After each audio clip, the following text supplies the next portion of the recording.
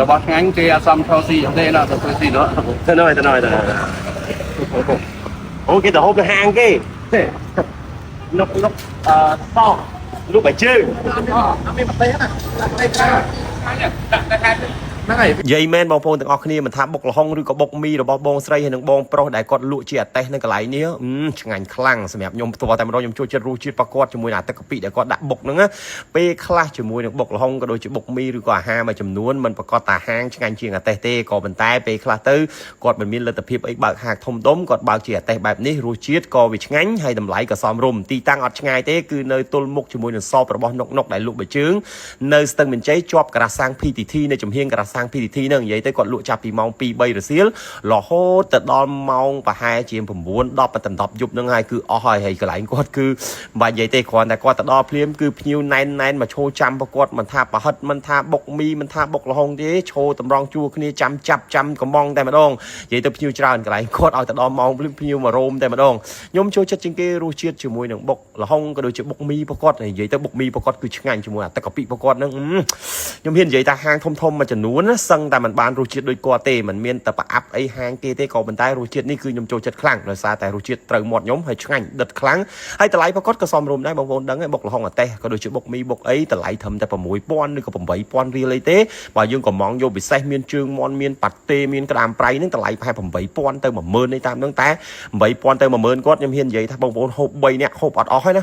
មកប្រអប់ធំមកត្បាល់ធំហ្នឹងតែម្ដងហើយបើប៉ាតេវិញដាក់ម្ដងម្ដុំប៉ុណ្ណានៃ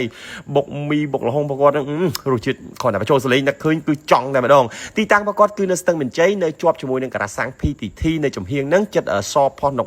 កន្លែងលក់បិជើងនុកហ្នឹងហើយដោយបងប្អូនបានឃើញក្បាលវីដេអូនុកនិយាយទៅមនុស្សហ្នឹងញ៉ាំរើសតែចូលចិត្តជាមួយនឹងបុកមីកន្លែងហ្នឹងគឺកន្លែងប្រចាំប្រកបហើយខ្ញុំទៅលេងគាត់ម្ដងគឺខ្ញុំតែងតែទៅញ៉ាំជាមួយនឹងបុកលហុងក៏ដូចជាបុកមីខ្ញុំចូលចិត្តជាងគេបុកមីដាក់ពោតប្រកបនេះអូយឆ្ងាញ់ណាស់ហើយបងប្អូនអើយក្តាមប្រៃប្រកបនិយាយពីថាក្តាមប្រៃប្រកបពេញបងប្អូនឃើញគឺចង់ញ៉ាំក្តាមស្រែខែហ្នឹងគឺពងពេញឲ្យគាត់ធ្វើភ្លាមអូទៅដល់សុំគាត់ភ្លុកក្តាមស្រែគាត់និយាយពីថាជាតិ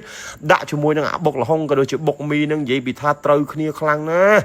ភ្ញៀវគាត់គឺច្រើនណាស់បងប្អូនអើយគាត់ចាប់ដើមមកលក់ម៉ោង 2 ម៉ោង 3 ហ្នឹងគឺភ្ញៀវមករោមចាំហើយគាត់មានអីទេគាត់មានតុកជាប់ 2-3 តុកដាក់នៅជាប់នឹងអង្គុយញ៉ាំអញ្ចឹងសម្រាប់បងប្អូនដែល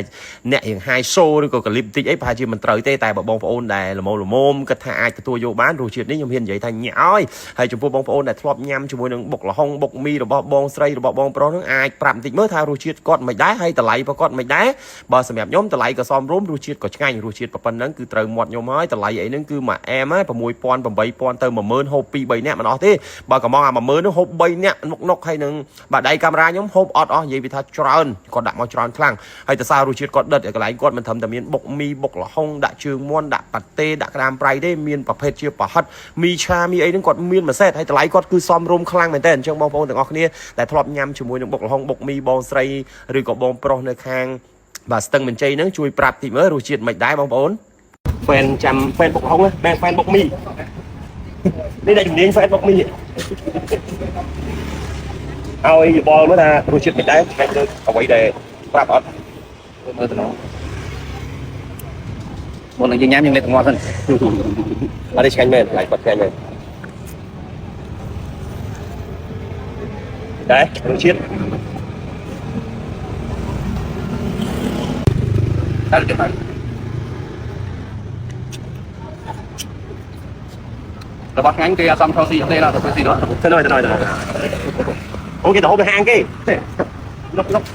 ក់លុកបិជើងសម្រាប់ទីតាំងអតេសបុកមីឬក៏បុកលហុងរបស់គាត់នឹងអត់មានប្របាក់រយបងប្អូនទាំងអស់គ្នាទល់មុខជាមួយនឹងសពលុកបិជើងផុសនុកនឹងជាប់ការ៉ាសាំង PTT ស្ទឹងមានជ័យនៅចំហៀងនឹងតែម្ដងហើយចំពោះបងប្អូនទាំងអស់គ្នាដែលធ្លាប់ញ៉ាំជាមួយនឹងមីឆាឬក៏ប្រហិតជាពិសេសបុកមីបុកលហុងរបស់បងស្រីបងប្រុសអាចចូលមកខមមិននៅក្នុងវីដេអូនេះពាក់ព័ន្ធជាមួយនឹងតម្លៃក៏ដូចជារសជាតិយ៉ាងម៉េចដែរហើយបញ្ជាក់បងប្អូនវីដេអូនេះអត់មានអ្នកណាមក sponsor ឲ្យថតអីឲ្យលុយអីទេខ្ញុំហូបឆ្ងាញ់ខ្ញុំជាថតផ្សព្វផ្សាយសម្រាប់បងប្អូនទាំងអស់គ្នាទៅគេលោកបងប្អូនមួយចំនួនដែលនៅម្ដុំស្ទឹងមានជ័យនឹងមិនទាន់បានសោបមិនទាន់បាន បានភ្លុកមិនតបានសាអីអាចទៅសាជាមួយនឹងរសជាតិដ៏ឆ្ងាញ់បុកមីបុកល្ហុងរបស់បងប្រុសបងស្រីមកកន្លែងនេះញ៉ាំហើយខ្ញុំជឿថាប្រកាសជាជក់ចិត្តជក់មាត់ចង់ទៅរកគាត់ញ៉ាំមួយសាទៀតហើយតម្លៃធំ6000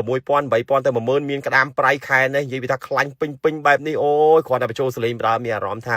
នឹករសជាតិនេះទៀតហើយអញ្ចឹងតម្លៃហ្នឹងគឺសមរម្យខ្លាំងមែនទែនបងប្អូនដែលធ្លាប់ញ៉ាំអាចចូលខមមិននៅក្នុងវីដេអូនេះបងប្អូនដែលមិនទាន់ញ៉ាំអាចទៅសាកល្បងភ្លក់រសជាតិដែលខ្ញុំបានប្រកាសនេះមើលមិនវិញបញ្ជាក់អត់មានអ្នកណា sponsor ឲ្យលុយទេឃើញតំណងឆ្ងាញ់ហូបទៅវាឆ្ងាញ់ថតបង្ហាញប្រាប់បងប្អូនទាំងអស់គ្នាអញ្ចឹងបងប្អូនទាំងអស់គ្នាដែលចង់សាកជាមួយនឹងបុកល្ហុងបុកមីរបស់បងស្រីអាចត្រូវបានទីតាំងនៅជាប់នឹងការ៉ាសាំង PTT ស្ទឹងមានជ័យជំរាបលាបាយបាយជួបគ្នានៅវីដេអូក្រោយបន្តទៀតបាយបាយ